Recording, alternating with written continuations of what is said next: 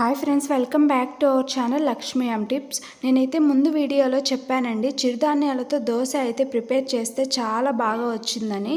ఈరోజు మనం ఈ వీడియోలో చిరుధాన్యాలతో పక్కా కొలతలతో దోశ బ్యాటర్ ఎలా ప్రిపేర్ చేసుకోవాలో చూద్దామండి.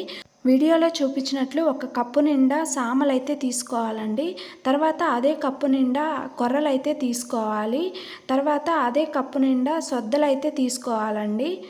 తర్వాత అదే కప్పుతో ఒక కప్పు మినప్పప్పు అయితే వేసుకోవాలండి. 3 కప్స్కి ఒక కప్పు మినప్పప్పు అయితే సరిపోతుందండి. దోశ బ్యాటర్ బాగా వస్తుందండి. తర్వాత ఒక పిడికెడు అటుకులు, కొన్ని మెంతులు అయితే వేసుకోవాలండి. నా దగ్గర అయితే ఇవే చిరుధాన్యాలు ఉన్నాయి, అందుకని నేనైతే వీటితోనే ప్రిపేర్ చేశానండి.